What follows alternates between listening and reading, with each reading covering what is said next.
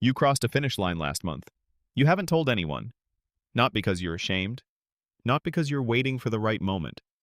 You're just not going to. And if someone who knows you found out, they'd probably wonder why you never mentioned it. People call you closed off for that. Secretive. Weirdly private about your wins. You weren't hiding anything. And here's what nobody tells you: that silence after success isn't a deficiency. It's a wiring. Most people, when they succeed at something, feel an almost immediate pull to share it. Post it, tell someone, call anyone. The brain registers the win and then immediately looks for a witness. Someone to confirm, yes, this happened, and yes, it matters. Dr. Sherry Turkle at MIT has studied this for years. Her research found that modern adults develop what she calls a compulsive need for an audience for the self, the deep-seated sense that an experience isn't fully real until someone else acknowledges it. That's most people. Their validation loop is external, closes on someone else's reaction. Yours doesn't. Sign 1. The announcement reflex is just missing. People assume you're being modest or strategic, playing some kind of social chess. But here's what's actually happening. You finished. The dopamine came from the work, not from the reaction. You don't feel incomplete without the audience because completion already happened inside you. Dr. Edward Deci and Richard Ryan at the University of Rochester spent decades building what's now called self-determination theory. They identified two fundamentally different motivational systems. Extrinsically wired people need the recognition, the external signal that they performed. Intrinsically wired people are fueled by the competence itself, by what they built, by the solving of the problem. When you operate from that system, the announcement isn't satisfying. It's almost beside the point. The work was the reward. The reaction is just noise that arrives too late. Sign 2. Watching other people perform their success feels hollow to you. You've seen it. Someone finishes a project, runs a race, gets a promotion, and within hours, it's documented, captioned, curated for an audience. You don't resent them for it. But something in you recoils slightly. Not judgment, you're past that. More like watching a meal get photographed instead of eaten. Clinical psychologist Dr. Leon Seltzer has written extensively on what he calls validation hunger, the psychological need to have your value confirmed by external sources. He found it correlates strongly with unresolved questions about self-worth.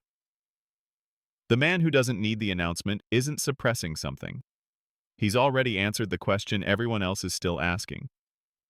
Your discomfort watching others perform isn't superiority. It's the faint confusion of someone who doesn't share the hunger. Sign 3. Your goals don't change when nobody's watching. This is the calibration difference. Most people will unconsciously adjust what they're working toward based on what will look impressive, what will make a certain person finally notice, what will prove something that still feels unproven. Your target stays the same, whether one person knows about it or 100. Dr. Mihaly Csikszentmihalyi, the psychologist, who spent a lifetime studying optimal human performance, called this autotelic experience, the ability to engage in something for its own inherent reward, completely independent of external recognition. He found it consistently among people who demonstrated the highest levels of sustained mastery. Not the hardest workers. People whose internal compass didn't require calibration from the outside. Your standard lives inside you, and no one's approval adjusts it. Sign 4. You stop talking about what you're building, not because it didn't matter, because you learned what happens when you talk about it too early. You'd share a plan, an idea, something you were working toward, and the well-meaning questions would start. The doubts from people who meant no harm.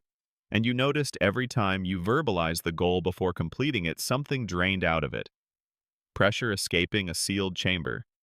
So you stopped. One man said it plainly. He'd spent 3 years building something quietly without mentioning it. When his manager finally found out, he asked why he never said anything. The man looked at him and said, "Because I wasn't sure it was going to work, and I didn't need you to know it wasn't going to work either." Not defensive, not cold, just someone protecting the process, not hiding himself. There's a difference. Most people never learn it. But here's the question I need you to sit with. Is your silence actually strength, or is part of it the fear that if you told people and then failed, that would be harder to carry? Both look exactly the same from the outside. Quiet confidence and quiet self-protection wear the same face. Only you know which one is running the room. Sign 5. You hold yourself to a standard no one else can see. This might be the most isolating part. You have a bar, and it's not the external one. Not the title, the salary band, what your peers have done. It's something internal. When you fall short of it, you know, and their applause doesn't change that. When you hit it, you know, and their silence doesn't change that either. Research published in the Journal of Personality and Social Psychology found that individuals who develop intrinsic standards early, often in response to environments where external validation was inconsistent or conditional, show significantly higher long-term resilience and goal persistence. The standard that developed as a response to inconsistency became the most durable architecture you have. What started as adaptation became the frame everything else gets built on. If you're a man, the pressure cuts a specific way. The culture expects you to show receipts to perform the evidence of your progress. Men who don't do that get read as either failing at something or arrogant enough to think they're above it. Neither is true. You're just operating from a different ledger, one that doesn't require witnesses to be real. Your calm makes their noise feel embarrassing to them, and they can't figure out why. If this is the first time someone named this pattern for you, there's more where that came from. Follow for more on the psychology of quiet intensity. The world is increasingly built for men who perform their success. The algorithms reward it. The culture amplifies it. And then there are men who just build. Who just do.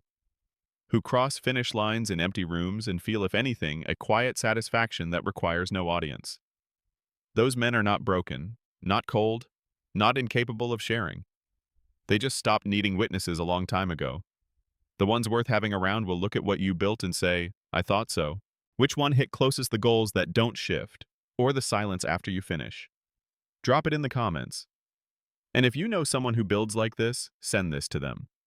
Sometimes just hearing it described is enough.